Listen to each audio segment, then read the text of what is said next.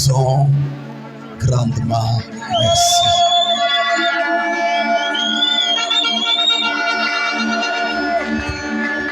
Merci, toi, le maître de l'univers. C'est ça. Merci, toi, le Dieu d'Abraham, d'Isaac et d'Israël. Oh Seigneur. Merci, toi, les rochers frappés. Alléluia. Merci, toi, le Dieu qui était, qui est et qui sera. Amen. Ton nom, c'est le Seigneur Jésus-Christ. C'est ça. Merci, toi, le Dieu des promesses infaillibles. Merci Seigneur. Tu es le Dieu de Malachie 4. C'est ça. Le Dieu de Luc 17:30. Le Dieu de Florence Natingala. Amen. Le Dieu de Zacharie 14. C'est ça. Tu avais promis que vers le soir, la lumière paraîtra. Amen. Nous manquons des noms, des termes qu'on peut employer pour t'exalter, Père. C'est ça. Mais la dette que nous avons ce matin est de vous dire tout simplement merci. Merci Seigneur. Merci pour la guérison. Merci pour le Saint-Esprit. C'est ça. Merci pour le message de l'air. C'est ça. Mon Dieu, mon roi, en regardant 12 mois, là où il y avait beaucoup de complications, mais tu nous as protégés. C'est ça. Nous sommes aujourd'hui en 2026. Vraiment, que ton nom soit loué à jamais. Amen. Nous ne sommes pas des ingrats. C'est pourquoi nous vous disons tout simplement merci. Merci Seigneur. Oh Dieu, je sais que le combat n'est pas terminé. Nous continuons dans le combat, Père. Mais une chose est réelle. Si tu es dans notre camp, la victoire est assurée, Père. Oh Jésus, là où on avait échoué, dans cette année qui vient de se passer, dans 2026, que nous puissions réussir, Père. Là où on avait raté, là où on avait eu les échecs, des complications, cette année qui commence, que nous puissions réussir, Père. Amen. Là où on n'avait pas réussi de l'argent, dans cette année, Père, j'aime que payer le tabernacle pour être béni matériellement, Père. C'est ça. Oh Jésus, je le crois. Toi, le Dieu de la commission, je t'appelle Maître Seigneur. C'est ça. Protège ce peuple. Alléluia. Accompagne-les dans cette 2026 jusqu'à la fin, Père. C'est ça. Tous les programmes diaboliques déjà préparés, sois ni le sans effet, Père. Amen. Sois notre Dieu, tout pour ta gloire. J'ai ainsi demandé avec la foi. Au nom de Jésus-Christ. Amen. Amen. Salut, c'est lui qui est à côté de toi. Besamo toi ça me passe na yo. Dieu te salue. Yebisa ye. Que Dieu te bénisse. Zambe apambola yo. Soyons debout. Soyons debout. On va lire la parole. To tsele malikolo to tangaliloba. Quand on lit la parole, on se tient debout. Na tango bazali ko tangaliloba esengeli to tele malikolo. Exode chapitre 14. Buku na mobembo mokapo azomi na minei. Verset 13. Molongo ya zomi na misatu. Nous allons lire au nom du Seigneur Jésus-Christ. To zali ko tanga na kombo ya Yesu Kristo. Moïse répondit au peuple. Mose ayanolaki na libota. Ne craignez rien. Bo bangate. Restez en place Botikalaka wana. et regardez la délivrance que l'Éternel va vous accorder en ces jours. Pe botala bokangolami oya seko akopesa bino na mokolo. Car les Égyptiens que vous voyez aujourd'hui, Égypte bozali komona lelo. vous ne les verrez plus jamais. Bokomona ka bango lisusu te. L'Éternel combattra pour vous Ya seko akobundela bino. et vous gardez le silence. Pona bino botikala nye. Asseyez-vous. Bofanda. Actes des apôtres. Misala ya bantoma. Chapitre 5. Mokapo mitano. Verset 12 molongo ya zomi na mibale. Beaucoup de miracles et de prodiges se faisaient au milieu du peuple par les mains des apôtres. Bikamwe ebele pe makambo ya minene ebanda kosala makati ya bato na nzela maboko ya bantoma. Ils se tenaient tous ensemble au portique de Salomon. Bazalaki bango nyonso elongo na ekuke ya Solomoni. Et aucun des autres n'osait se joindre à eux. Pe moko te ya bato mosusu bameka koya kosanga na bango. Mais le peuple les louait hautement. Atako bongo libota ebanda kumise komatisa mingongo. Le nombre de ceux qui croyaient au Seigneur, hommes et femmes, s'augmentait de plus en plus. Et tuluku ya baye o banda kondima nkolo mibali to basi banda kobakisa maebele. En sorte qu'on a porté les malades dans les rues. Na lolengete banda kokana babeli na babalabala. Et qu'on les plaçait sur les lits et des couchettes. Babanda kolesa bango na bambeto. Afin que lorsque Pierre passerait, son ombre au moins couvre quelqu'un d'eux. La multitude accourait aussi des villes voisines à Jérusalem, amenant des malades et des gens tourmentés par l'esprit impur. Et tout était guéri. Vraiment que Dieu bénisse sa parole. Et élève ça. Je salue tous les serviteurs au nom de Seigneur. Soyez les bienvenus. Vraiment, nous continuons avec notre sujet que j'avais laissé.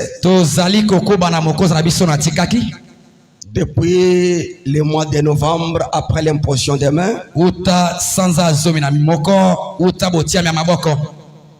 y avait un sujet dont j'avais intitulé l'histoire du réveil.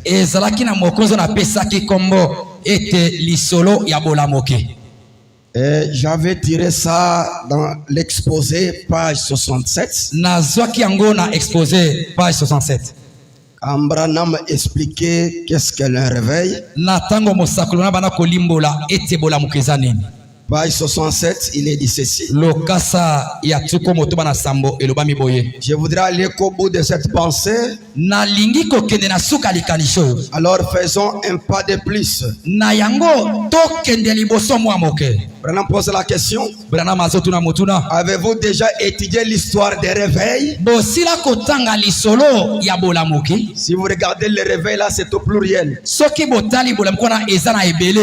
Un réveil, c'est Dieu qui agit avec puissance. C'est là où j'avais tiré ce sujet ici. L'histoire du réveil. On avait expliqué qu'est-ce qu'un réveil. On a vu beaucoup de significations avec Frère Branham. Et nous avons vu encore l'objectif d'avoir un réveil. Et je sais qu'on a fait beaucoup de jours en étudiant cela. Ce n'est pas terminé. On a dit encore qui peut avoir un réveil. On avait dit que le réveil commence quand le Saint-Esprit entre dans une église. Mais pour l'amener ou pour le garder, il faut d'abord un homme formé par Dieu, envoyé par Dieu, établi par Dieu. Voilà un homme qui peut garder un réveil. On a vu les sortes de réveils. Il y a le réveil dénominationnel. Il y a aussi le réveil de l'épouse. Il y en a beaucoup. Même l'instrument ici a aussi un réveil. Il y a aussi le réveil des vases. Mais nous parlons du réveil du Saint-Esprit. Amen. Amen. Acclamez un peu pour le Seigneur. On a lu quelque chose ici. On avait lu dans la parole par la sémence originelle. Prêcher les 18. 62. mbula tuku motoba na mibale Paragraphe 113, 114. molongo ya kama moko zo na misatu kino C'est kama notre moko zo na écriture mine de base. ezali likomi na biso ya moboko. Oh, ce n'est pas ça. Eza wana te. Ça, c'est toi qui as donné Canada. Hein? Il faut Shekina. Yo opesi Canada esengeli Shekina. Branham disait ceci. Mosa kolibra bana koloba boye. Voilà pourquoi chaque réveil a son propre pom-pom. Chaque génération a son propre réveil. Bomona pona nini ekeke nyoso ezana bolamuki nango. Le réveil n'a pas commencé aujourd'hui. Bolamuki banda lelo te. Ou commence à Kamouécha comme les gens les parlent. To e banda la Kamouécha na nenge bato bazolo bango te. Branham nous a dit. Branham asili ko bisabiso. Dans chaque génération. Ete na ekeke nyoso. Dieu a toujours eu un réveil. Sambe azalaka kaka na bolamuki. Et on a vu que To mona kiete. c'est Dieu lui-même Jéhovah. Ezali sambe yeme Il est yawe. l'auteur du réveil. Nde mokolo bolamuki. En Genèse 0, Na buku ebandeli c'est là où le réveil a été commencé. te esika bolamuki banda. On avait lu Job 38. So tanga kisho mokapo Quand akisa j'ai na posé des questions à Job, na tango sama na kotuna mitu na show. où était-il quand j'ai posé les fondements de la terre? Ozalaka wapi na tama na kotia moboko Ce ya n'est mabelo. pas la terre, Eza mabele te. mais les fondements de la terre. Kasi moboko ya Où mabele. était-il quand j'ai calculé des dimensions? Ozalaka wapi tama na kotala molai. Dieu avait quel état? Sama ezalaki na lwenge Il nini. calculait comment? Abana kota aone nini. Il posait des pylônes pour mettre la terre comment? Abana kotia makosi nini po. C'était Dieu Ezalaki qui sa. agissait avec puissance. Kosalaka na nguya. C'était déjà un réveil. Ezalaka na ngo bolamuki. Hein? Ah. Alléluia. Amen. Quand il a vu que j'ai terminé mon travail, Tango amoni ete na silisi musalanga. il est venu maintenant sur la terre. Aye siko na mabele. Là, la terre était forme vide. Wana mabele ezalaki lolenge pamba. Lui-même circulait sur les eaux. Ye moko abana kotambola likolo ya mai. Il se tient là-bas. Atelemi wana. Il a dit Alobi. que la lumière soit. Tika ete polo ezala. Et la lumière est venue. Mbala moko polo emonani. C'est un réveil. Eza bolamuki. C'est Dieu qui agissait avec puissance. Ezalaki sambe Que kosala la nguya. lune soit. Alobi ete sans ezala. Hein, que le soleil soit. Tika ete mwese ezala. Et on voit le soleil apparaître. Tomoni mwese kozala. C'était Dieu Ezalaki qui sa. agissait avec puissance. Kosalaka na En nguya. Genèse là, Na buku il y ebandeli avait wana. un réveil. Ezalaka pe na Le bolamuki. réveil Bolamuki. a commencé depuis Genèse 0. Ebanda uta buku ebandeli. C'est-à-dire en éternité. Elobi na seko na Dieu seko. agissait déjà. Sambe abana En kosala. Genèse 1, Na buku ebandeli moko. il a donné la forme à la terre. Aye kopesa lolenge na mabele. La terre qui était forme Mabele vide. ezalaki pamba. Mais Dieu, Sikosa. quand il prononçait sa parole, Tango alobi liloba na yo. la terre recevait la forme. Mabele bana kozwa makasi. Laisse-moi te dire, Tika na ebisa yo. quand il reçoit le Saint-Esprit, Tango ososwa molimo il so. reçoit la forme. Oswa Et bokasi. c'est réveil en vous. Eza bolamuki na kati na yo. Amen. Alléluia. Amen. Alléluia. C'est ça. Dans chaque génération, Na ekeke nyonso. Job Job avait son réveil. azalaka pe na bolamuki na ye. Abraham Abalayama avait son réveil. azalaka pe na bolamuki na ye. Noé Noah avait son réveil. azalaka pe na bolamuki na ye. Tous les gens de la Bible Bato nyonso na Biblia avaient leur réveil. bazalaka na bolamuki na Même bango. Joseph Atako Yosefu avait son réveil. azalaka pe na bolamuki na ye. J'avais un peu parlé de ça. Nayebisaki bino yango ti. Mais nous sommes arrêtés sur le réveil de Moïse. Tozali siko na bolamuki ya Mose. C'est là où on avait laissé notre prédication. Nde esika totikaki liteya na biso. Vous êtes avec moi? Boza elongo na nga. Vous êtes avec moi? Boza elongo na nga. C'est tourné vers le nord. Kobalwisa miso na nord. C'est un sermon de frère Branham. Eza letia ndeko Branham. Vous savez pourquoi je suis en train de vous enseigner ces choses? Boyebi pona nezotangisa bino makambo. Pour enlever un peu les pensées des gens, pour dire que les réveils, c'est pour les petits enfants, ce sont des choses de Kamouécha. Non. Pona kolongola makanisi ya bato bazali koloba ete bolamuki eza pona bana mike to eza biloko ya Kamouécha. C'est tourné vers le nord.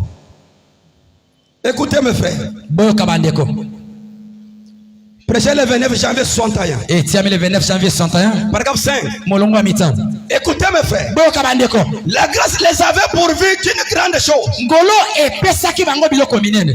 La grâce les avait pourvu d'un agneau pascal. Ngolo epesaki bango mwana mpate zanga likama. La grâce les avait pourvu d'un prophète. Ngolo epesaki bango mosakoli. Et la grâce les avait pourvu un ange. ngolo epesaki bango mwange. L'agneau pascal mwana mpate était pour leurs péchés. ezalaki mpona masumu na bango. Les prophètes mosakoli étaient leurs instructeurs.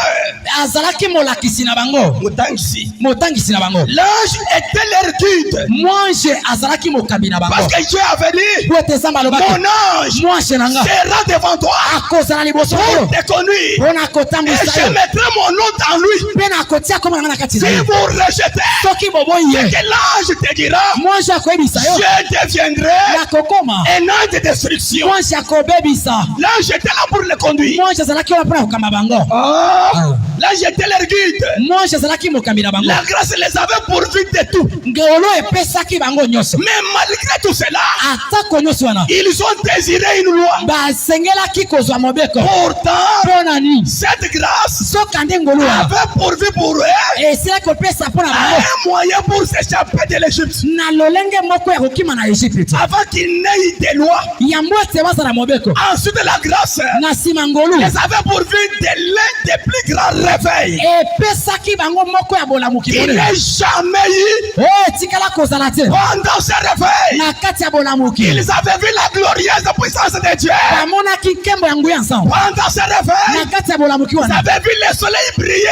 bamonaki mwese ekongenga Alors que les autres étaient dans les ténèbres. soka nde baso ozalaki na molili kuna. Dans chaque réveil, na bolamuki nyonso Dieu agit puissamment. nzambe asalaka na Dieu nguya. fait de grandes choses. nzambe asalaka makambo ya minene. Malgré atako les miracles, bikamwa la guérison, lobiko les dons, makabo appeler les gens. kopianga bato Ce n'est pas le réveil. eza bolamuki Mais te. Branham dit, brama lobi ces choses mai nyonso wana accompagnent le réveil. ezali kobila bolamuki. Là où il y a le réveil, esika bolamuki les gens ezali vont se déplacer. bato bakolungwa Venir. baya Là où il y a le réveil, esika bolamuki Dieu ezali descend. nzambe azali kokita Parle aux gens. azolobela Guéris les bato malades. azobikisa babele Même ce matin, ata na tongwa lelo on va commencer avec toi. nzambe akobanda na yo Même si tu es malade, ata soki ozobela même si vous avez des déceptions, ata oyokisa miso le Dieu de la commission, nzambe ya le etina Dieu de Branham, nzambe ya branam si tu es à la foi, soki oza na il kondima fera quelque chose. akosala eloko Oui, ya solo il n'a jamais eu un réveil.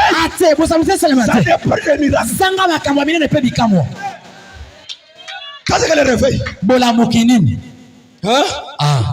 Ces choses-là ne sont pas le réveil, makambo wana eza bolamuki mais ça accompagne le réveil. ezali kobila bolamuki. Hein? amen. Le réveil de Moïse. bolamuki ya mose Mais dans la Bible, kasi na biblia on n'a pas écrit un réveil. bakomi bolamuki te. Mais c'est Branham qui vient nous enseigner. brahma nde aye kotangisa biso yango. Quand Dieu agit ntango nzambe azosala puissamment, na nguya nyonso eza bolamuki. amen. amen. Alléluia. c'est ça. Alléluia. amen. Pendant ce réveil, na kati ya bolamuki ils avaient vu la main puissante de Dieu délivrer son peuple innocent. bamonaki loboko ya nguya ya nzambe kokangola bato yangana. Dans chaque réveil, na bolamuki nyonso il y a de grandes choses. eza na makambo minene. Si je vous donne le témoignage ici, mais je ne prêcherai pas. soki napesi bino matatoli awa na kote ya te C'est ça le réveil. yango nde bolamuki. Le réveil sans les dons. bolamuki ezangi makabo te. C'est dons accompagnent le réveil. makabo ezali kobila Le bolamuki. réveil, c'est Dieu lui-même. bolamuki eza nzambe ye Et moko. Branham dit, brama lobi les dons makabo sont des rayons de Dieu, ezali kongengisama nzambe des lumières de Dieu. ezali pole ya nzambe. Mais comment Dieu peut être là? kasi nzambe Il n'y a akozala pas les dons, non. makabo eza te te. Dieu peut être là. nzambe Mais il n'y a akozala pas de miracle. zanga bikamwa Non. te Impossible. ekosalama te. On ne va pas changer le réveil. tokobongola bolamuki te. Parole, parole, parole. liloba ngo moko C'est bien. eza malamu. Mais nous voulons voir le réveil. tolingi komona Dieu bolamuki. lui-même, c'est le réveil. nzambe ye moko aza Dans bolamuki. chaque génération, il y a un réveil. na losambo oyo ezalaka na Mais bolamuki. toi, on ne voit pas le réveil. epa na yo eza te C'est là pour injurier. kaka mpona kofinga Les gens de Kamosha. bato ya kamwesha Non, pas Dieu. baza na nzambe Non, te pas Dieu. baza na nzambe te. Mais montre-nous Dieu là. lakisa biso Quand Dieu nous nzambe. a prendre. toya kozwa ye ti Avant d'abandonner ce que nous savons. yango ete totika oyo On tozango veut d'abord ce que toi tu possèdes. tomona oyo sana ngo On ne voit rien là-bas. tomoni ele côté Comment on peut laisser ça? kasi tokotika Un oyo Dieu Zambe qui peut restaurer les reins. oyo akosongisere malamu Les reins. kosongisa bare Un Dieu Zambe qui peut prendre les enfants. oyo akoswa bana Là, on a déclaré par les médecins. esika babinga Tu ne baboni peux pas enfanter. okobota te Mais Dieu te camocha. Zambe yakamwesa Descends. azokita Change le médecin. apongoli makanisi ya babinga Comment? kasi nde nini Comment? nde nini Tokotikete soki tongo nanu ya yo wala. on ne doit plus abandonner ce Dieu avant qu'on voie les vôtres. Alléluia. C'est ça. Ne soyez pas ballottés. Boningana kate. Nous sommes dans la vérité. Tozana bosolo. Je vous dis vrai. Ya solo na ebisi bino. Parlons un peu de rêve de Moïse. Solo bananu pona bola mukia Mose. Moïse, vous savez, Mose boyebi. Ils étaient en captivité. Bazalaki na boumu. J'avais déjà parlé en Genèse 15. Zambe asila kikolobara buku evangelisme na mitone. Verset 12. Molongo ya zomi na mibale. Quand Dieu faisait des promesses à Abraham, Tango Zambe abana kosale la balama bilaka. Dieu lui a dit, Zamba ebisaki ta postérité ete mon moto na yo séjournera en captivité pendant 400 ans. ekozwa na boumu na kati ya mbula kama mile. Mais moi l'Éternel, Kasinga ya seko. je les délivrerai de ma main puissante. Na kokangola kabango na loboko na ngai nguya. Et le peuple Peli bota qui vont garder mon peuple dans la captivité, o bakozwa libota na ngai na boumu ils seront jugés. bakosambisama. Amen. Amen. Là, Abraham n'avait pas même un enfant. Wana balama zalaki na mwana. Mais toi, Kasiyo tu iras, okokende tu mourras okowa sans enfant. zanga mwana. Et comment? Kasi ndeni Jusqu'à ce que Dieu lui a aidé, kino te Zamba ekosonga il a ye reçu un enfant. aye kobota mwana. Il a donné le nom d'Isaac. Apesi kombo ya Isaac. Isaac s'est marié aussi. Isaac pe abali. Il a donné naissance aussi à Jacob. Aboti pe Jacob. Jacob aussi Jacob pe s'est marié. abali. Il a donné 12 tribus d'Israël. Aboti bikolo zonga mibali ya Israël. Vous êtes avec moi? Vous êtes nongo nanga. Regardez mes frères. Bota la bandeko.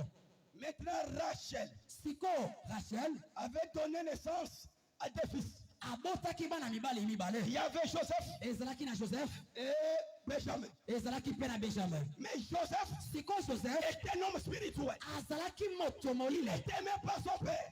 Papa na ye alingaki emi. Jusqu'à ce qu'on lui a fait même une robe à cette couleur. Tino yete aye kotongela zambala. Cela a créé des jalousies entre ses frères. Wana eluki ziwa na kati ya bandeko na ye. Même des visions Atako bimono. que Dieu montrait à Joseph. Oh Sambi abana kolakisa. Il a menacé devant ses frères. Tango abana kola ngoli bosa bandeko Cela na a ye. créé des jalousies. Bana koluka zuwa. Laisse-moi tout te dire. Tikana bisayo. Tous les messages que Dieu te donne, Basango so Samba n'est apesa. pas dire à n'importe qui. Eza ko bisango to nyoso te. C'est le message Shote sango. des visions Ya bimono. qui a amené des problèmes chez Joseph. De ememela Joseph makama. La seule personne Motolobele moko. à dire tes songes, Ya koyebisa makama. même le message, Bandoto to c'est basolo. le passé.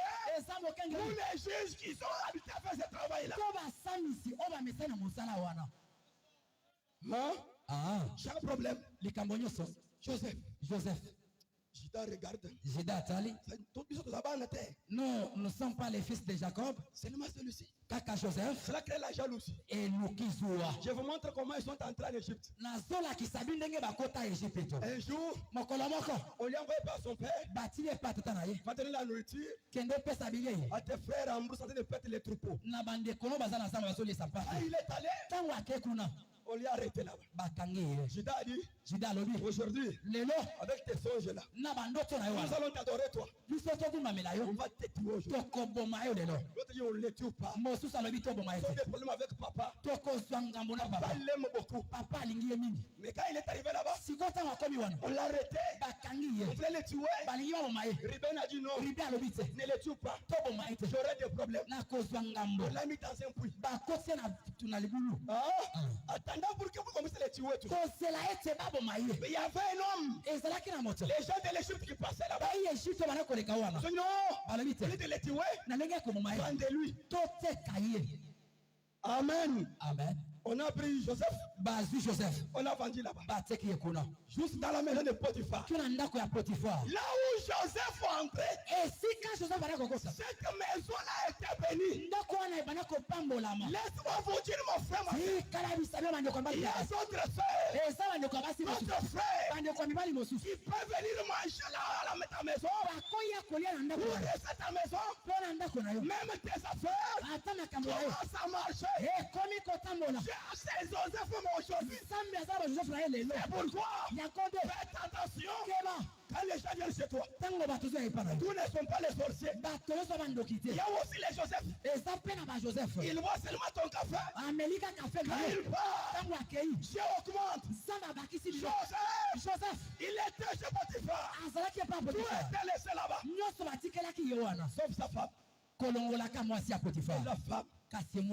Comme Joseph était beau de figure. Il a voulu qu'il puisse sortir avec. Oh mes frères. Joseph a dit non. Je suis Nazaréen. Je ne suis pas un homme de Dieu. Notre Jéhovah nous a dit ne prenez jamais la forme d'autrui. Amen. Bonsoir, moi si à motote. Un jour, cette femme-là, l'a saisi par force. Joseph a laissé la chemise. Joseph a dit qu'il s'est mis jusqu'à fuir. Oh mes frères, Joseph, sous les champs de bouquets d'autorité, il a fui l'adultère. Mais nous aujourd'hui, nous disons ces gens-là, c'était l'homme. Mais toi qui es la réalité, devant la femme, il est toujours par terre. Même les ministres, même les pasteurs. Mais Joseph, il a fui l'adultère.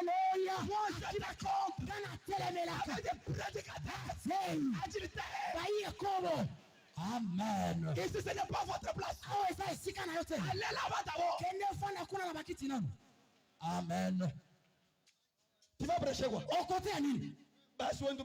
Les femmes, tu les touches par-ci par-là. Même l'église qui te laisse prêcher là. Peut-être il les a liés avec tes fétiches. Et comme ça là, au lingi bangona kindolto soloka. De prendre les femmes d'autrui.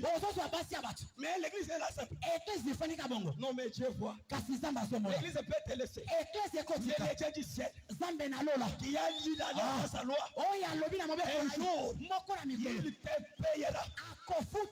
Les hommes de Dieu sont saints. Les gens qui sont derrière les femmes. Les enfants de Dieu. Ils ont rempli du Saint-Esprit. Ils doivent fuir les femmes. Prier les femmes. L'agilité. Amen. L'agilité amène des malédictions. L'agilité amène la mort. Priez cela. Il n'y a rien de bon là-dedans. Dans des femmes, il y a des missionnaires. Ils sortent avec lui, on prend tout. Papa, je ne suis pas béni. Pas béni. C'est qu'on l'a qui a laissé ta béni. Je ne sais chez eux. Comme c'est les au mariage.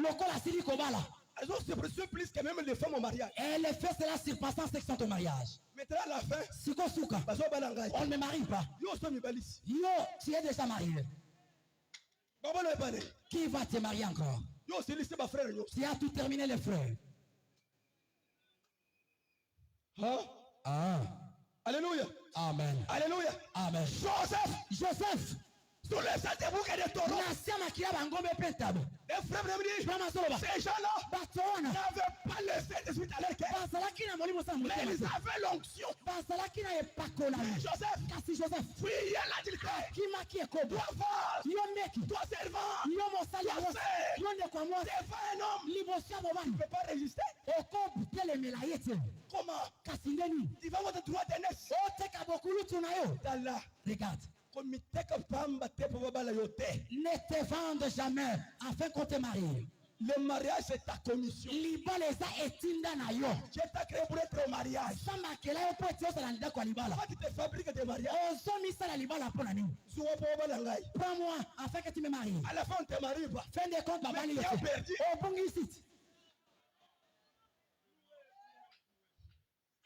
Ah, vous aimez Chichi Réveil?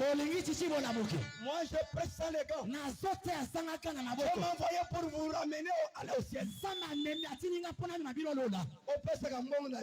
Que tu donnes de l'argent, que tu les donnes pas. Comme je répète la parole. Quand Potiphar est venu, moi c'est Azolela. Attention, moi ajoute 3000 malou ujila. Kebaka. Na moi soyez soli kambwa Azolela. Azolela. Faites attention. Keba na moi c'est ndenge wana. Potiphar regarde. Potiphar atali. Votre domestique ici. Kaka moi na mosala na yo.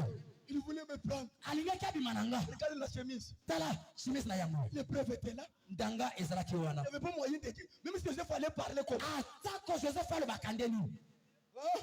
Joseph. Quand je voulais parler. Alingalo babeti gifle. Jusque dans la prison. Kina boloko. Alléluia. Amen. Il y a des innocents dans des prisons que vous voyez ici.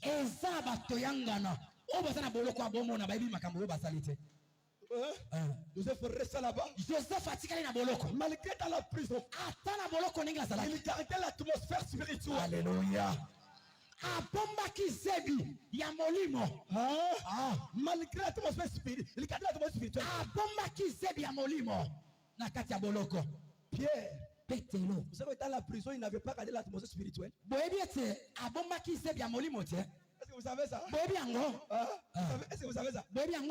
Quand on l'a arrêté Pierre, il n'avait pas encore prêt avec la parole. Je vais le prouver. Quand l'ange est venu, lui a réveillé. Il a dit quoi? Prends la ceinture. C'est dit c'est la parole. Déjà. Elle avait jeté ça. Prends tes sandales. Il disait je n'irai pas à l'église. Moi je prêche, on m'arrête comme ça. Alléluia. Amen. Joseph. Kasi Joseph. Regardez l'atmosphère spirituelle. Mais Pierre. Déjà déclaré fort. Enlevez la ceinture. La parole. Alléluia. Amen. Les jours de l'anniversaire. Mokolo ya motama to anniversaire. Si je vous parle, vous attendez parler le réveil de Joseph sans le sang. Parce que le réveil, ça c'est aussi le péché. Joseph gardait toujours l'atmosphère. Joseph abatelaki zebi. Kasi petelo. Avait d'abord abandonné. La présentation était forte. Mon papa sur les alaki ebele. Alléluia. Amen. Ne regardez mes frères. Un jour de l'anniversaire. Mokolo ya motama. De Pharaon. Ya Pharaon. Avant cela. Ya mona yango. L'homme qui est arrêté dans la prison avait une vision. Motoba kangaki na boloko. Alota kitu amona kindoto. Quand on lui a dit, il a commencé à interpréter. Dans la prison, la présence de Dieu était toujours. Il était innocent. Ce n'était pas pour l'adultère, pour l'escroquerie. Non, pour innocent. Il dit, toi, il y aura une fête. Mais toi, après 3 jours, on va te tuer. Toi, après 3 jours, tu seras rétabli au travail. Quand tu seras là, ne m'oublie pas. C'est avec moi. Cela est arrivé. Cela est arrivé. On a tué l'autre là. L'autre là est rétabli là-bas. Un homme nous dit, c'est là montré au calvaire. Au calvaire, il y avait des personnes tozalaki na bato mibale. Qui est l'un à gauche, l'autre à droite. Moko na loboko ya kimwasi, L'autre a dit, moso alobaki, il te disait tu es. oh banakomi lo bazana. Mais sauve-toi Mibikisa. et sauve-nous. Bikisa biso pe. L'autre qui était là-bas Moso kuna. a dit non. Alobi te. Nous sommes des colonnes. Biso toza bakuluna. On n'a jamais vu cet homme dans nos groupes. Totikala komona moto na likita na biso te. Nous méritons ce crime. Biso tobongi na mbano. Et cet homme Kasi oyo n'a rien fait. asali eloko te. Il a dit, Ye alobi, Père, tata, ne m'oublie pas kobosana nga te. dans ton royaume. Na bokosi na yo. Jésus a dit, Yesu abisi. ce soir même, Boko alelo. nous serons Bokosa na yo. dans le royaume des cieux. Na bokosi ensemble. Ceux qui étaient dans la prison, Oyo ezalaki na boloko. c'était déjà les calvaires. Ezalaki ekulusu. L'autre était sauvé au royaume. Mosusu abikisami na bokosi. L'autre était dit, ouais. Mosusu aomaki ye. Amen. Vous savez moi, Bosa elengo na nga. après beaucoup de jours, Na nsima mikolo ebele. le roi a vu une vision. Kumu aye komona emono. Il a appelé tous les magiciens Abengi baisoloka nyonso. qui n'ont pas interprété. Moko ti alimbolaki yango. N'ont pas interprété. Moko ti alimbolaki yango. L'homme qui était rétabli. Siko moto asongisamaki na J'ai mosala. souvenu de l'homme en prison. Aye kokanisa mpo na moto na boloko. Il lui a dit, Alobi, roi, kumu. il y a un homme d'hébreu Eza na muyebelo. qui est dans la prison. Asa na boloko. Quand on avait vu aussi une vision, il nous avait interprété. Tango namonaki mpe emono. Alimbolelaki nga yango. Parce que si on l'appelle, Soki tobiangi ye. il va interpréter ça. Akolimbola yango. Appelez cet homme-là. Bengela nga ye. Oh, Eh, l'innocence bokosala koyeba likambo. devant Dieu Liboso ya Nzambe. parlera toujours. Amen. Ekolobaka kaka. L'innocence de la personne. Koyeba likambo te. Les gens peuvent parler, Bato bakoloba. peuvent injurier, Bakofinga. mais l'innocence Kasi soko yebi likambo te. parlera un jour. Ekolobela yo kaka. On a amené Joseph, Baye na Joseph. on lui a coupé les cheveux, Bakati Yesu. on lui a porté la robe, Balatisi il robe. s'est lavé, Alsokoli. il est directement devant le roi.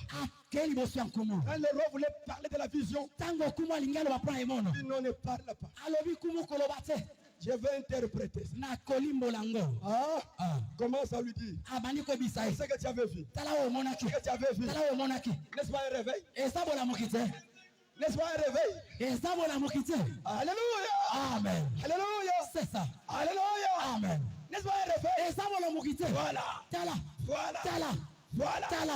Le roi dit, Kumu alobi. je n'ai jamais vu. Natikala komona te. Directement, Mbala moko. il devient premier ministre Okomi premier ministre. dans un pays étranger. Na mboka bapaya. Il devient premier ministre. Akomi premier ministre. Avant de voir le pharaon, Liboso komona il faut faro. passer par lui. Esengeli koleke pa Joseph. Le réveil Ibolamuki. élève même les gens au travail.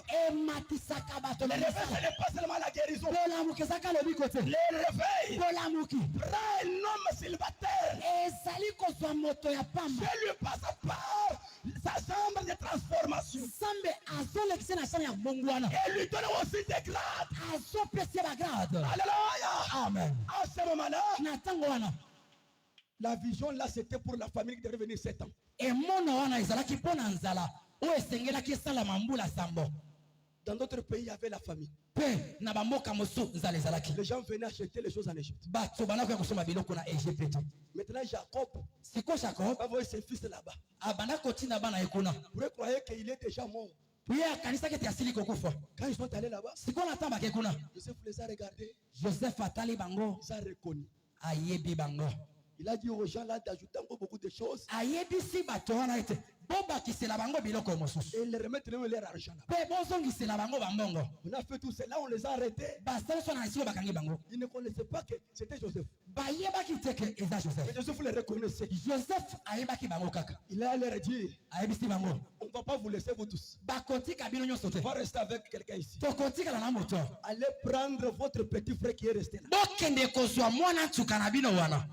Ils ont accepté. Bandimi. Ils sont allés. Bakei. En allant là-bas, Tango bakendaki. quand son papa a écouté ça, Tango tata na bango yoki yango. Joseph est déjà mort. Joseph asi akufa. La Rachel va rester encore vite. Wana Rachel akotikala pamba. Rachel est déjà aussi morte. Rachel pe asila kokufa. Maintenant, Siko na bakita na ye. nous allons tous. Soki eza bango to na biso nyonso. Ils sont allés, c'était au nombre de 75. Bakendaki na ebele ya bato tuku sambo na C'est mita ça Israël, 75 personnes. ezalaki Israël mobimba tuku sambo na mita Allé en Égypte. o bakendaki na Égypte. Tu es avec moi? Boza ilongo na Quand nga ce pharaon-là est mort, tikona tango fala lorsqu'il a pris le pouvoir, mosusu azwaki bokonzi il a transformé ses peuples en esclavage. aye kobongola bato na baumu Pour accomplir Genèse 15. mpona kokokisa buku ebandelizo na mita Ils se sont multipliés. baye kofuluka Ils étaient devenus nombreux. bakomaki ebele Même la jalousie est entrée là-bas. zuwa mpe ekotaki wana Les pharaons disent, falo alobi Dieu a dit au matron, ayebisi babotisi bah, femme sage. babotisi basi Quand un Israélite mettait au monde un garçon, soki moyo Israele aboti mwana mobali tuez-les. bomoma ye Et les sages mpe babotisi wana n'avaient pas la possibilité de tuer. bazalaki na makoki ya koboma te Même si les enfants qui étaient nés, ata bana banda kobota on les cherchait dans toutes les maisons. babanda koluka bango na banda Et koboma on les tuait. babanda koboma C'est le temps dont Moïse était aussi né. ezalaki ntango mose mpe abotama Dieu avait parlé à sa mère. nzambe ayebisaki mama na ye L'enfant qui naîtra, mwana oyo kobota celui qui va délivrer Israël. ye nde akolongola Israele na bowumbu. Vous avez compris? bososoli yango Comment Israël est allé là-bas? ndenge Israele ekóma na Égypte Esclavagisme là, mpe bokumbu wana c'était le paiement de Joseph. ezalaki lifuti ya Joseph. Comme ils avaient persécuté Joseph, ndenge banyokolaki Dieu Joseph les avait aussi payés. nzambe mpe afuta bango mpe yango Attention de tout ce que vous êtes en train de faire sur les gens. na yango keba na nyonso osala likolo ya bato Tout ce que tu fais là, nyonso osala ça peut aller tomber sur tes enfants. ekokweyela bana na yo Ou sur toi-même. to na yo moko Toi, avant d'agir, yango liboso ya kosala tu dois likambo d'abord raisonner. kanisa nango. Hein? Amen. Alléluia. Amen. Avant de commettre un acte, liboso ya kosala likambo il faut d'abord regarder les paramètres. tala nanu likambo olingi osala wana. Hein? 400, mbula kama minene 390 plutôt. to tuku misato na tuku Moïse arrive. mose abotami On l'a gardé à la maison 3 mois. babombi ye na ndako sanza misato Pour apporter un réveil, il y a des conditions. mpona komema bolamuki eza na mibeko. Ce n'est pas te réveiller à la maison comme ça. Tu dis que non, je vais commencer un réveil. olobi ete nazobanda bolamuki. L'enfant mwana était gardé d'abord 3 mois dans la maison. babombaki ye na ndako sanza Parce misato qu'on cherchait à tuer tous les enfants. po ese banda koluka komwa bana Et nyonso. Moïse kasi est mose un enfant de promesse. azalaki mwana elaka. La Bible dit biblia elobi on a gardé cet enfant babombaki mwana wana pendant 3 mois dans la maison. na kati ya sanza misato na ndako. Son papa Amram tata na ye Amram a dit que non. amoni ete te On peut le tuer. bakoya koboma ye. Allons maintenant, fabriquons un petit cercueil. tosala mwa kitunga moke Mettons notre fils là-bas. totia mwana biso na kati ya kitunga wana Je te laisse dans le fleuve Nil. tobwaka ye na ebale ya Nile. Sa maman commence à pleurer. mama na ye abandi kolela. Oh mon fils, o mwana nga mon mobali fils de la promesse. mwana nga elaka Ils ont fait cela. basali yango C'était après 3 mois. ezalaki nsima sanza Et misato 3 c'est la perfection. misato eza bobongi be Est-ce que vous êtes avec moi? boza elongo na 3 nga c'est la perfection. misato eza bobongi be Quand tu es déjà parfait, ntango osili kobonga à be travers le Saint-Esprit, na nzela molimo santo tu peux entrer n'importe où. okokota esili Rien ne changera. eloko te Même kobongwana si on te prend, ata soki basili t'aimes au milieu des femmes, batie na kati ya basi. tu seras toujours un enfant de Dieu. amen okozalaka mwana nzambe Même Moïse ata ne comprenait pas. asosolaki yango te Parce qu'aujourd'hui, po ete lelo quelqu'un est chrétien au village. moto aza mokristo na mboka Quand il arrive ici, akomi na il kisasa devient païen. akomi mopagano Pasteur au village. mokene na mboka Quand il arrive ici, akomi na kisasa païen. akomi mopagano C'est-à-dire, elingi koloba on n'avait pas internet 3 mois. batiaki ye na kati ya Parce ndako que dans 3 mois, po ete na kati ya il y a la sasa justification, eza opetolami la sanctification epulisa et ye le baptême du Saint-Esprit. aleluya mpe libatisa molimo sanso Voilà le réveil omona bolamuki qui commence déjà là. oyo ezali kobanda Après 3 mois, na nsima le sasa réveil avait commencé déjà. bolamuki ebandaki Alléluia. Vous êtes avec moi? boza elongo na nga On a jeté l'enfant dans le fleuve Nil. babwaki mwana na ebale ya Nile Là, il y avait des crocodiles. esika bangando bazalaki Mais il ne touchait rien. kasi wana kosimba ete C'est déjà un réveil qui commence. bolamuki ezobanda wana te Parce qu'il était enfermé 3 mois. po ete bakangelaki ye ndako sanza misato Ah, Bible, moi, pas bien. biblia eza malamu Hein? Là, sa grande sœur, wana yaena ya mwasi Myriam, miriam 86 ans. mbula tuku mwambe na motoba Aaron, alona 83 ans. mbula tuku mwambe na misato Hein? C'est ça. Alléluia. Amen. Maintenant Moïse, Si commence 80 ans quand il a commencé le travail. mbula tuku mwambe na tango abandaki mosala. Myriam était sa grande sœur. Miriam azalaki yaya na yabango. Elle était suivie par Aaron. Alola nde alandaki ye. Et Moïse aussi. Mose pe alandi alona. Myriam était vache. Miriam azalaki mbeki. Aaron était un prophète. Alona azalaki mosakoli. Josué était un prophète majeur. Sikoyo Mose azalaki mosakoli monene. L'église a kadwa famille. Cette église là est devenue familiale. Pinji ababa mbanga. Siko ba basa banani. Pinji bo badinyi mapo tubi patanya. Bango basala makabo. Tobenga na bango. Nuju no ngomva. Bozo kanga. Ya vaze tuma message bwo kufila. Yaya mbeki azosakola lingi akufa. Mwoku nyendo bono ma Aaron prophète. Sacrificateur. Alona ganga zambe mosakoli. Mwoku nyabuki passer waji sambi. Leki na bango nde mokengeli ya losambo. Twamba bana ba passer ngani bokulo bambyani. Tolo baese bana bakengeli bakoko mabakibakete. Bana bonyi baba ambika bana bokuyishanya. Bandeko ya bakengeli bakote ya pete. Dans le réveil, Nabola muki. Dieu ramasse celui qui lui veut. Zambe azali kolokota o ya lingi. Dans le réveil, Nabola muki. ce n'est pas l'homme qui agit. Et ça moto C'est fait ça. Dieu qui appelle. Ça me dit à C'est Dieu ce qui nettoie. Ça me dit à ce C'est Dieu qui établit. Ça me dit à ce tia. Ce n'est pas nous. Les habits sautés. Jésus. Amen. Amen. Est-ce que vous avez kuna? Vous écoutez là-bas? Botomo nanobo. Levez un peu les mains. Les sœurs de botomo nanobo. Les sœurs, levez aussi les mains. Cette église wa famille. Une église familiale. Famille qui bari nyuma pa toenze mutu Mais c'est la famille qui a ces dons-là. Qu'on puisse les rejeter. Non. Toenze bishi. Tout ça, la ligne ici. Emboro kai boro wa famille. Ça, c'est quel genre d'église? Une église familiale. Wetampe katu chana. Ozo soit lisumu na pamba. Kajilo kwa wewe usiweze pinge wewe. Siko wezi. Lo kwa tu ambatu. Nuju lo kuiswa nje kuishi. Hiyo siko yaka nanu. Ote ya soko ote ya. Omoni. Nyomuso ba inukola ku. Amen. Nalingie tebokola.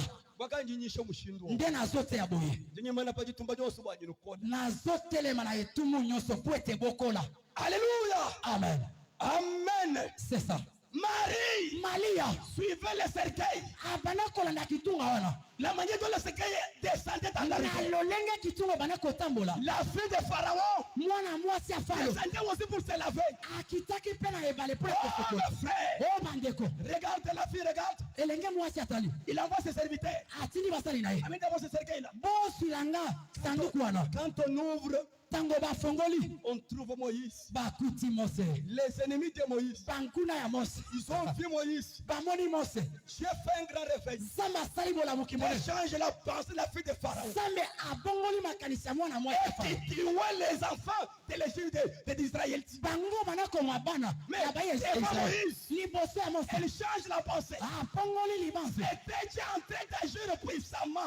Ezalaki zambe kosala ya Et ngulia. laisse-moi te dire, Ikara ebisa yo. il y a un don, Soki ozala likabo. un travail à faire. Ozala musala kosala. Dieu va te protéger. Alléluia.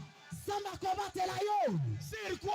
Bona nini? Sur la mort. Na likolo aliwa. Dieu va te protéger. Zamba kobatela yo. Sur la mort. Likolo aliwa. Même si vous avez dans la famille des sorcelleries, Ata wotami na libota bancho. même là où il y a les féticheurs, Esika ba isolo mais kabasa. si tu es un enfant de Dieu, Soki ozamwa na il y a sa. un don. Ozala likabo. Le Dieu du ciel Zambe na lola. va te protéger contre la mort. Kobatela yo. Liboso aliwa.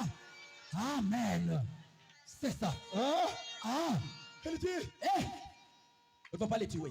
Tobo maete. Cherchons une femme là d'Israël Toluka mwasi moko ya ba Israël. qu'elle puisse venir. Aya. Sa grande sœur était là. Le ya na ya zalaki wana. Oui, oui. Abimbala moko. Moi, je suis prête. Gana za pene. Je vais la chercher pour vous. Nazokende kolokela bino ye. Elle accepte. Bango bandimi. Vous écoutez un peu les mathématiques de Dieu. Bozo kaneza basala ka makambo. Myriam va, Miriam akei. elle appelle sa maman, Abegi mama na ye. la maman de Moïse. Mama ya Mose. Oui, elle est là. Ye oyo. Vous avez mis pour nous. Zambe bo malamu boye. 2026 c'est où? 2026 o. Baji bakulu isha. Bao bazobundisa yo. Baji bana bantu bakutu ampanda. Bakokoma bato bakopesa simbisi. Ne craignez pas. Kopanga te. Eh. Oui. ayant seulement Dieu en vous. Ta présence devant les démons. Ta présence devant la malédiction. Cela va te dire merci. Je vous dis frère. Alléluia. C'était déjà un réveil. Dieu était en train d'agir puissamment. Moïse est allé là-bas. Maman, maman azobokola mwana na ye pe bazofuta lisusu. À la fin de ce mois on lui paye. Nasuka sasa nyonso bafuti ye. Branham dit, il a commencé à enseigner Moïse. Abandi kotangisa Mose. Tu es libérateur. Ozali mokangola. Dieu nous avait dit, Zama bisaki biso. c'est toi qui vas nous délivrer. Yonde okangola biso. Chez Pharaon aussi. Et pas Pharaon pe. Il a commencé à l'entraîner. Bakomi ko ekolisa ye. Parce que demain il peut devenir un roi. Et c'est lobi akoko mankumu. Il est devenu un grand officier là-bas. Akomaki mosali monene Sa kuna. maman aussi. Maman na epe.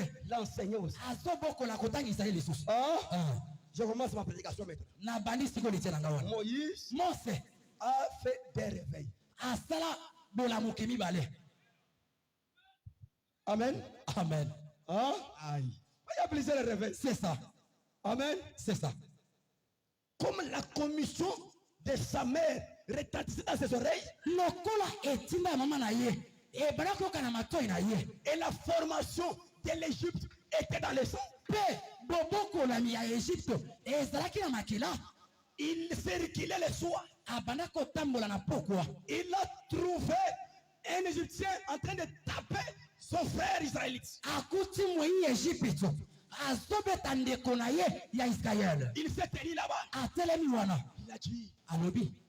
je suis un libérateur. Kutu naza mokangolami. D'ailleurs, il y a une grande commission. Naza na etina monene. Allez par tout le monde. Kende bisika nyonso. Pécher la bonne nouvelle. Tia sango malamu. Bon, je peux faire. Kutu na kosa la paix. Tu as parlé. Sama alobiti. Il y a une grande commission. E naza na etina monene.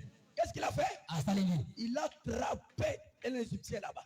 Akangi mu Egypte wana. Il y a tué. Abomi ye. Il a enterré. Akundi ye. C'est un réveil. Ezalaki bolamo. Mais fabriqué. Kasi oya misalelaki. Le réveil de Marc 16. Bolamo ki ya Mark 16. Un prédicateur ordinaire. Motei lokola batei nyonso. Missionnaire ordinaire. Missionnaire lokola ba Comment missionnaire on nyonso. l'appelle? Zanga ete matila. Moi, commission, la grande commission. Akeka na etina monene wana. Ya mama na ye wana. Libérateur. Loko zala mokangola. C'était réel. Ezalaki ya solo. Mais il y a des conditions avant d'attaquer cette. Kasi ezala mibeko ya mbwete okoma wana. Vous êtes avec moi? Boza ile ngona nga. Il a dit ouais. Abomi. Il a enterré. Akundi. Non, j'ai remporté la victoire. Alobi na sili kolonga. C'était un réveil. Ezalaki bola. Un réveil fabriqué. Bola muko misalelaki. Je peux guérir quelque part. Sama kobi ki saisika moko. Mais ce n'est pas un vrai réveil. Eza bola muka solo te. C'est un réveil fabriqué. Eza bola muko ba Parce que pamisale. l'auteur du réveil Pote mokolo me. n'est pas dans la chose. Asala likamwana te. Est-ce que tu es avec moi? Boza ile ngona nga. Ça c'est le premier réveil de Moïse. Wana eza bola muka liboso ya Mose. Il a fabriqué de lui-même. Amisaleli ye moko. Il a commencé l'église de lui-même. Abandi eklesa ye moko. Il a commencé l'œuvre de lui-même. Abandi mosala ye moko. Malgré la grande commission, Ata etina monene. il y a d'autres étapes d'abord à participer. Ezala bitei muso sengeli ozala. Demain encore, Lobi le susu. il dit non, Alibite. vraiment je veux maintenant accomplir la mission. Banda misikomo na bandi ko sala musala nanga. Hier là j'ai prié, la foi était guérie. Lobi na bondela ki mona bika kiti. Mais même aujourd'hui, Ata lelo pe akobika. il trouve les deux frères se battre là. Akuti ba ile Israel mi bala basobunda. Il crie, Alibi tu viens encore ici oyeli susu awa.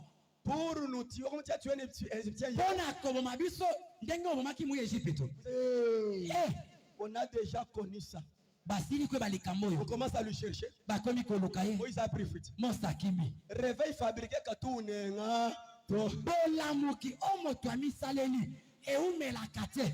Kadi wetu wakamwesheo. Kasi oya kamwesha. Kacha nomba nyimbipi. Utabolo ba etesa mabe. Bekabi atoka mujitu. Yango wana ebibi na mboka Bekamu Kongo. France. Ekomi na France. Bekamu Gabon. Ekomi na Gabon. Kabi bimana ko wachinji. Ezotelema te mpo na nini? Muchiji mwachi muntu kaleja mu Amerika. Na mbula oyo toza deja na Amerika. Mais comment? Kasi ndeni Réveil fabriqué katunenga. bolamuki o bato bamisaleli Mose Afin de réveil. asala malamuki Le premier réveil. bolamuki ya liboso C'était le réveil fabriqué. ezalaki bolamuki ya misaleli ya moto ndenge malobi Quand l'homme veut faire quelque chose par lui-même, ntango moto alingi kosala eloko na ye il échouera. akokweisama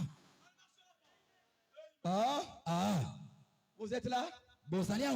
Vous êtes là? Levez vos mains dans l'air. Ne dormez pas. Branham dit ceci. Quand il est dans ta main, prêchez le 21-11-55. Paragraphe 33. Branham dit ceci. Moïse est un échec total. Le réveil de Moïse est lui seul avait échoué. Il a pris fuite. A dit l'église. Il a laissé l'église.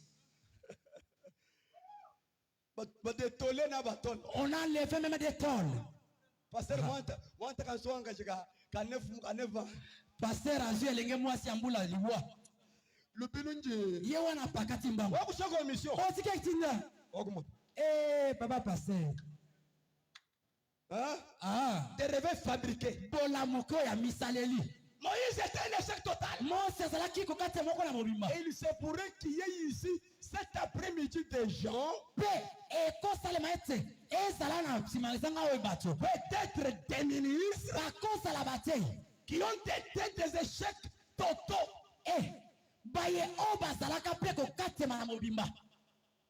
Peut-être que vous l'avez été en tant qu'épouse.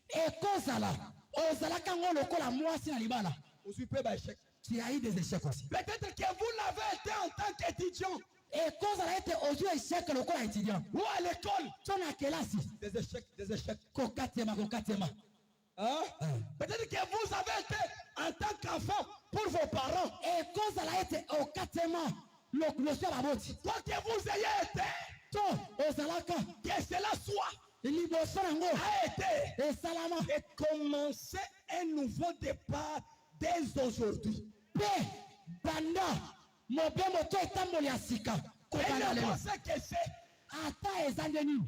que vous avez été un échec en étant qu'un chrétien. Peut-être que vous n'avez pas réussi à avancer avec Dieu. Chaque personne qui n'a pas mangé la Sainte Seine, il ne mange pas avec Dieu ce matin. Amen. Il est échec. Allez ranger la chose. Sinon cette année, c'est un échec pour toi.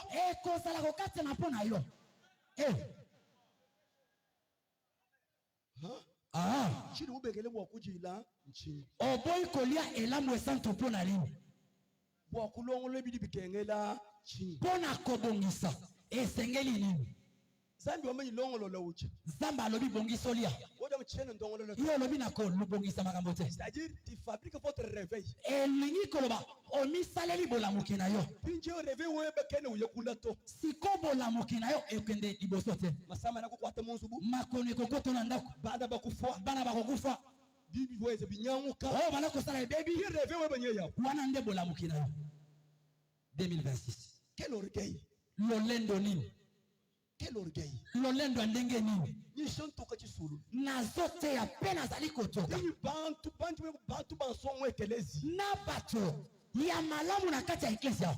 Inabika la ba traître. Zoka nde bato ya bilongi mibale. Les traîtres. Bato ya bilongi mibale. Quelle honte. Soni nini. Demain là ne sont pas bénis papa. Le bana papa to pambola mite. Ou même bénédiction moi benamanga. Omoni lipa mokola ya bato ya soloka. Kendo sala soloka. Ça c'est Dieu. Oh sasa. Dieu c'est principe. Sama sana ni beko na ye. Quelle honte. Soni andenge ni. Tu n'as pas mangé pourquoi?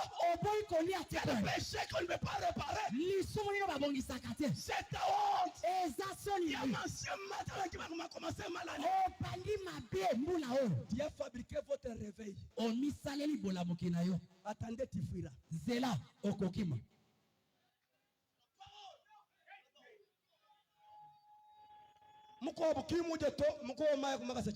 Mosusu aliete akeko sokola makolo libanda. Attends, tu auras. Mosa sepela qui était na longi. Zela yo kaka.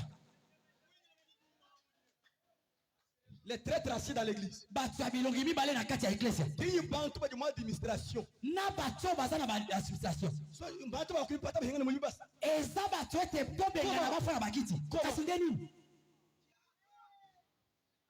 Quelle honte. soni ya ndenge nini Les traîtres au message. bato ya bilongi mibale na Les sango traîtres devant Jésus. bato ya bilongi mibale Les liboso ya traîtres devant la parole. bato ya bilongi mibale liboso ya liloba Toi tu es l'échec. yo oza Qui a kokatema fabriqué votre réveil. omisaleli bolamuki na yo Dani, Tout ce qu'on a fabriqué réveil naïe. toute personne qui a refusé de manger, il a fait son réveil. Le bilax. La église a bien one. Nzamba zo pesete. Te okimo osale réveil na yo moko. Tu vas sur l'église Réveil ya Nzambe e pambola. parce que tu as fait ton réveil toi seul. Mais celle que tu es béni.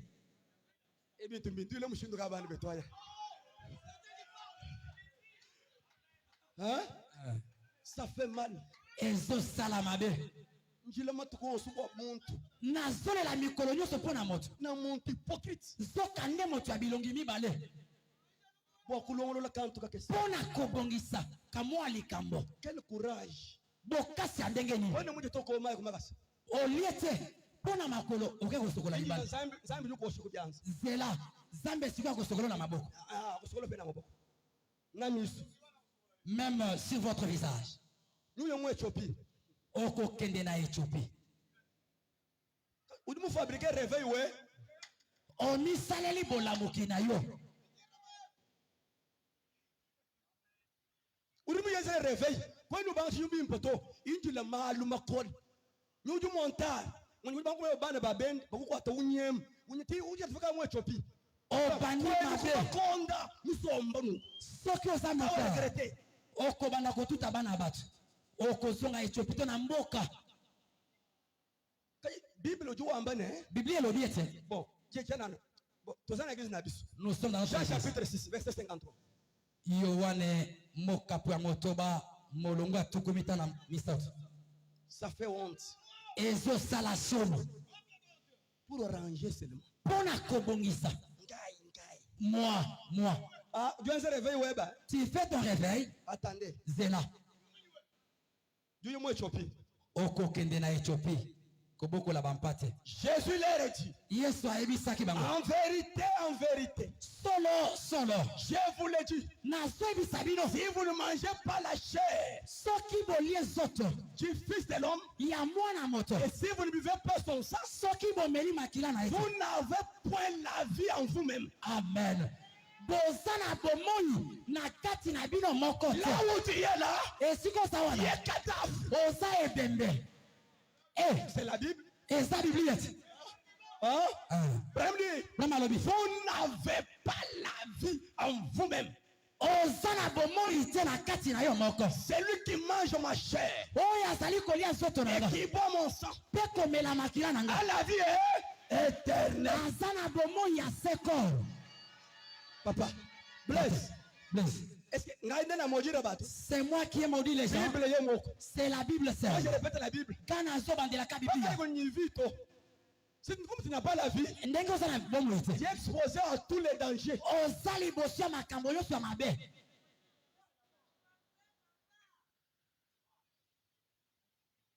Moi, je suis blindé.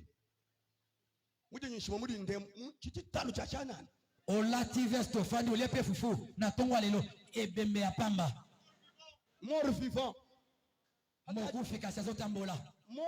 Mort quand tu nous contrôles tout. Ayeba ndenge akomisi zela te. Pour regretter 2026. Okokamwa 2026. Au moins quand tu sors sur varage. Kaka soko bimiao kendo bongisa. Mais ulolo me boro ko yumuja kabida to. Ata bongo obongisi olie elamu esanto te ozangi yango lisusu. Ebi ko sekala ba vumuja mwebeshe. Tuna oza mo president oliaki ulame réponse. Bomba siko eyano.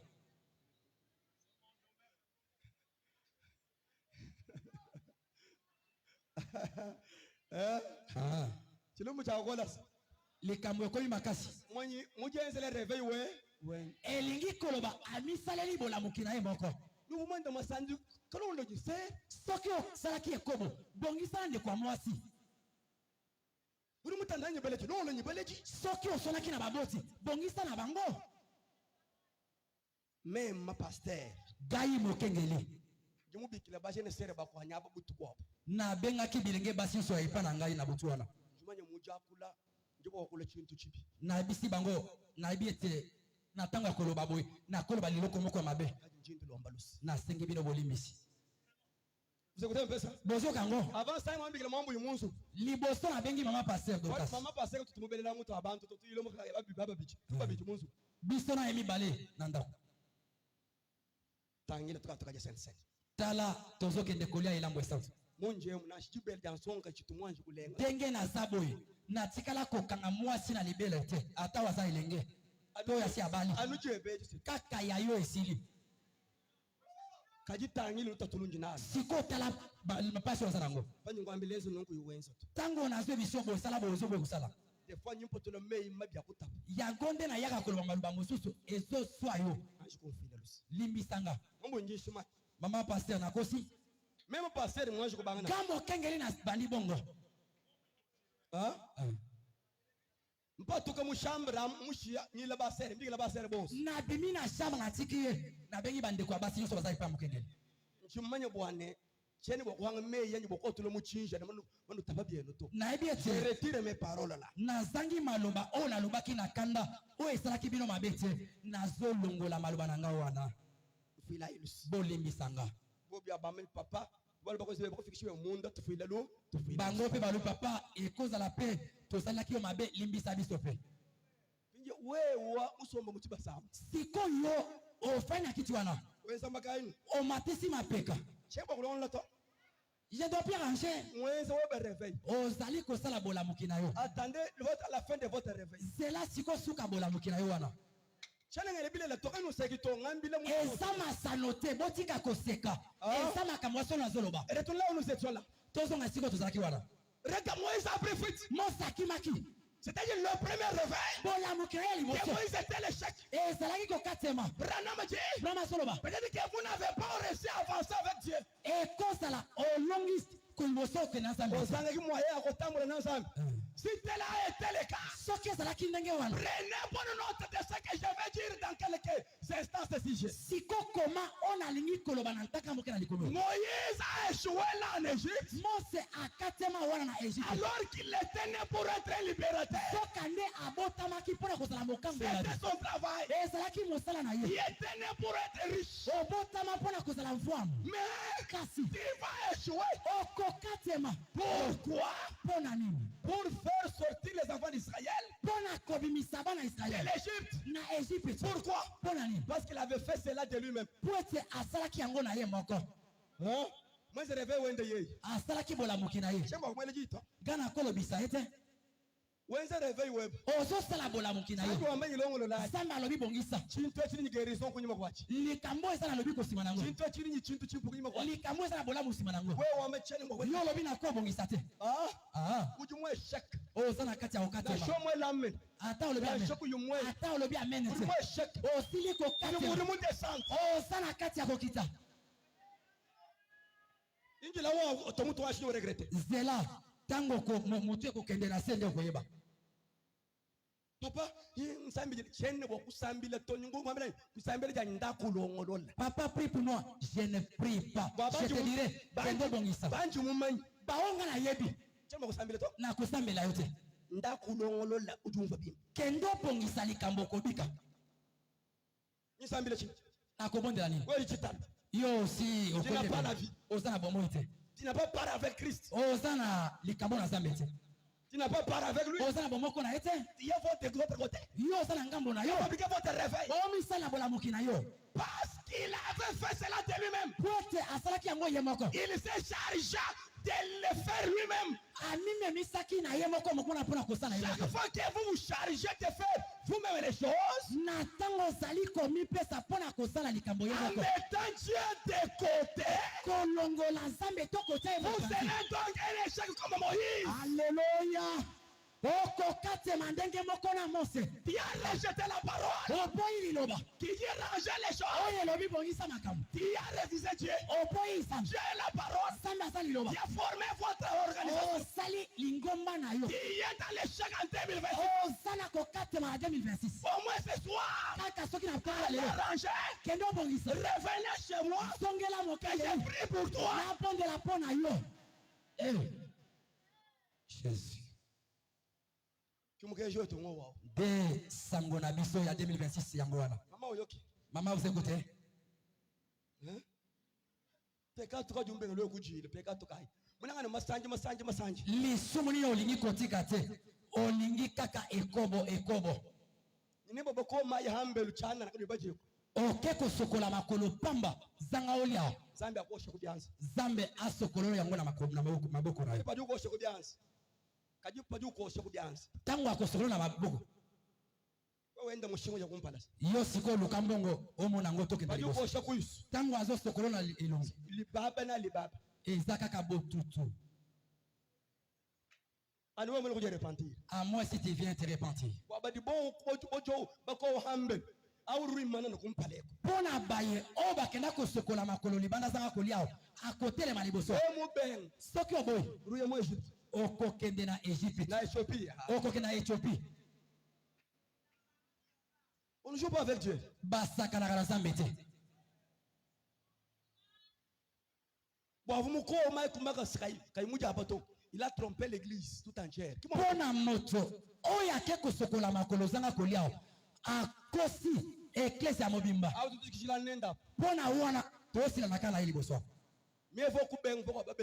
ezalaki malamu oboya ndenge baso baboyaki wana tokobongisa biro esili siko na ndenge olakisi bato osokoli makolo okosi bato nyonso wana okopesa bakonzi mbote mpe okati kiti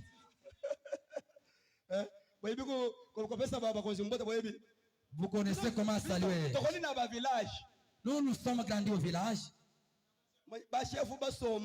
bakonzi bavandi bakonzi napesi bino nga nazwaki mwasi ose esengeli opesa bakonzi mbote soki oboyi nzambe akosola na maboko mpe na elongi po ete yo omisokoli na makolo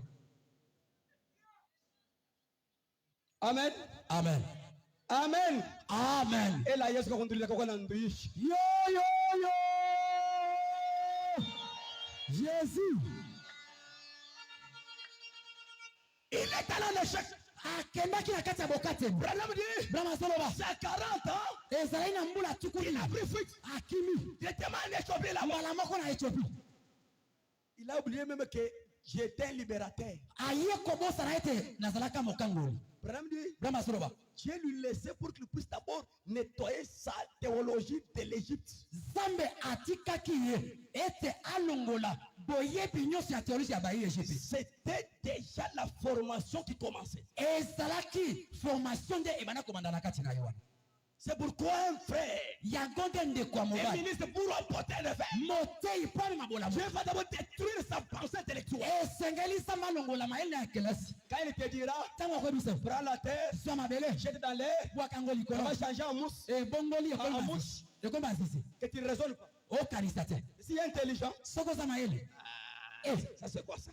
Dieu lui a laissé 40 ans. Zambe atiki mbula tukumine. Wenzele mukwende mujum. Azo sale la bokilo na ye mosala. Quand j'ai vu que maintenant il a compris. Tango Zamba moniete sika sosoli. Un jour, mokolo moko. Il a vu seulement un buisson ardent. Amonika kamatiti sope la moto. Là, c'est le deuxième réveil qui commence maintenant. Le réveil de Dieu que nous voulons. Il écoute à la voix. Il tourne. Un buisson ardent. La voix sort là-bas. Oui, s'est approché là-bas. Quand il voulait s'approcher, l'ange lui dit, enlève les souliers. Amen. La formation à sa chaîne maintenant. Formation est comme une Parce que les souliers piétinent les caca des animaux. Devant Dieu saint, on ne peut pas mener des caca. C'est-à-dire quoi? Dieu lui disait, sois d'abord purifié. C'est déjà la formation.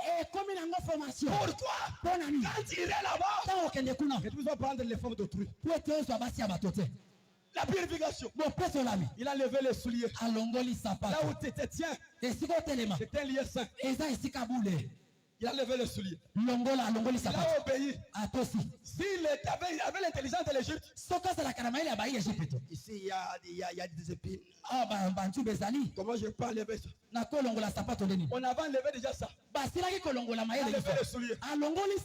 Maintenant, moi je suis le Dieu de vos pères. Le Dieu d'Abraham, d'Isaac et Jacob. Mon heure est venue pour vous envoyer libérer les enfants d'Israël.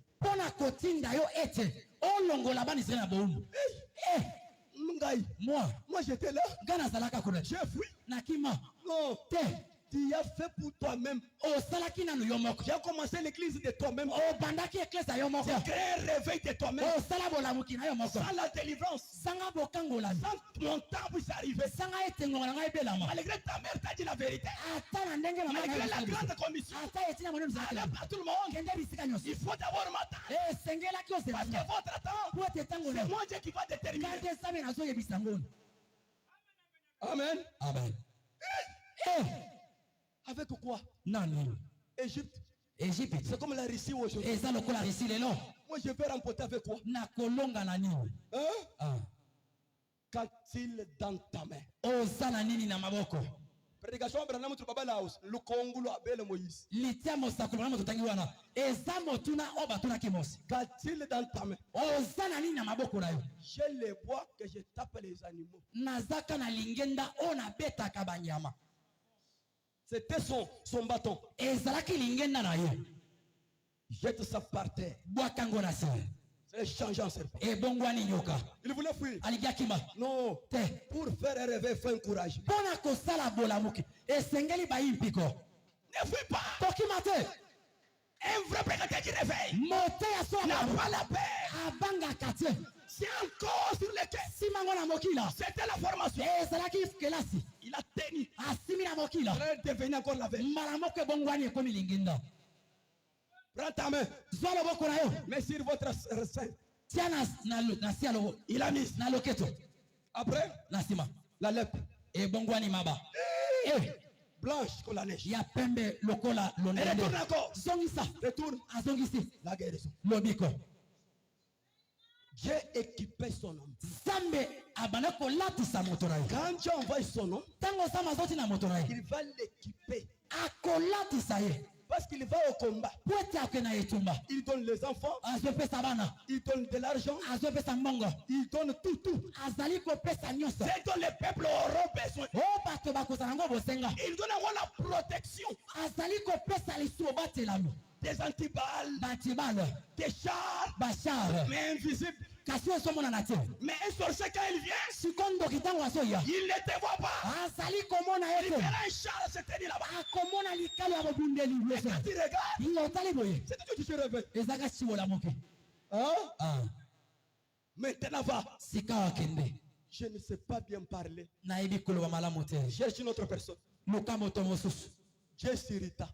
Zambe asilika anuwe uonye chikukumine chebachi kakayo nali kukumana yo wana qui fait les nuées nani alobisaka bababa qui a fait des nuées nani akela bababa qui a fait des aveugles nani akela bakufi misu laisse-moi Dieu ezanga tesamba quand j'ai lu ça j'ai pleuré tango na tangi yango na lelaki Dieu permet que l'homme reste nué Zambe azo sepela ete moto atika la baba. N'est-ce pas moi? Il a fait des nuées. Des aveugles. Comment dire comme ça? Tu ne m'écoutes pas bien. Je fais ton petit frère, ton frère Aaron, un prophète. Comme vous avez grandi avec lui, il connaît votre langage facilement. Il va lui dire ce que moi je te dirai. Lui va dire Pharaon. Amen. Amen. Toi, je te fais Dieu. Ton frère prophète.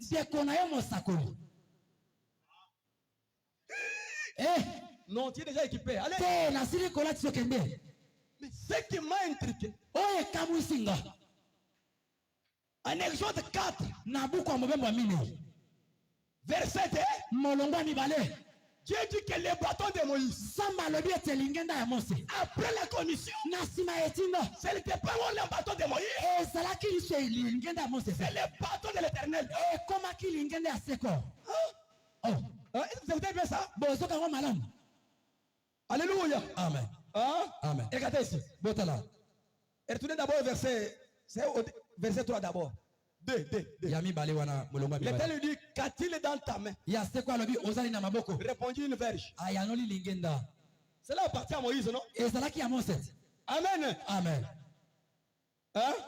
C'est ça. L'Éternel dit, jette-la par terre. Il est jeté par terre. Il devait un serpent. Moïse fuyait devant lui. L'Éternel dit à Moïse, étends ta main et saisis-le par la queue. Étendit la main et le saisit, et le serpent redevint une verge dans sa main. Exode 4 là, si c'est 23, allez d'abord là-bas.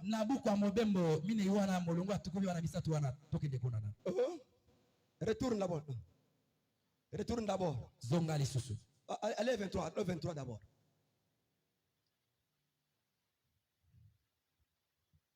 Montez. Matissa. Montez. Matissa. Ah. Non, retour. Descendez. Descendez. Descendez 20 là. Faut tout le temps place. Je voulais vous montrer quelque chose. Et c'est tout le temps la place on a lié avec Sabino et Loco. Descendez. Kita.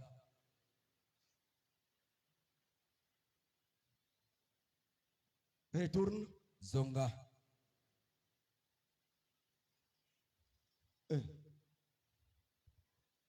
Regardez, je regarde d'abord dans ma Bible ici. Vous êtes avec moi? Il y a quelque chose que je vais prêcher là-bas. C'est toujours Exode 4 là.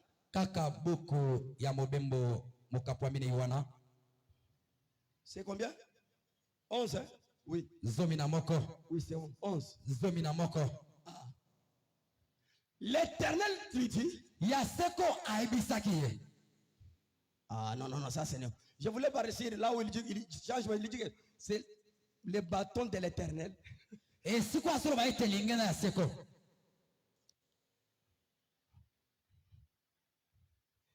Je veux, on va lire ça. C'est un Exode ici. Oui, ma Bible est là. Oui.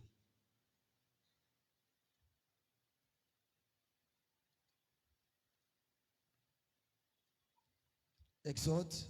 Il dit ceci. Alobi boye.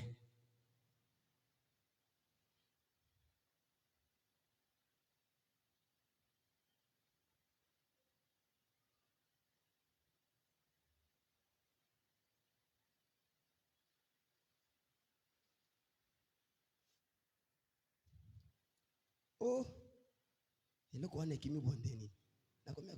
Comment ceci a disparu? On va retrouver ça. Tokomonango.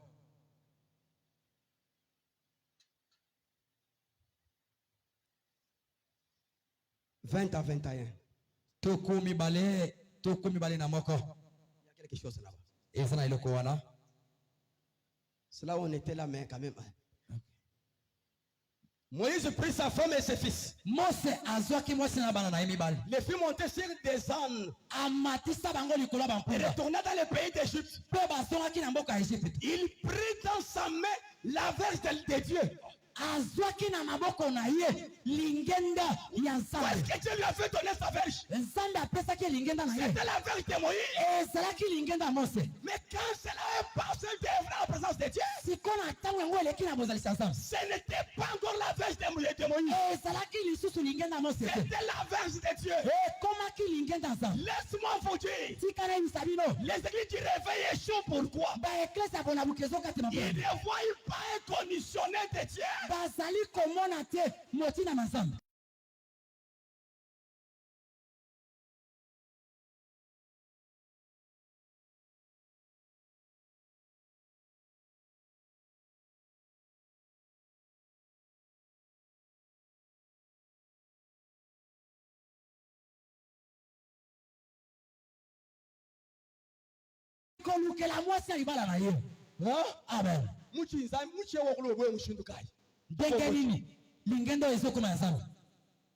Amen.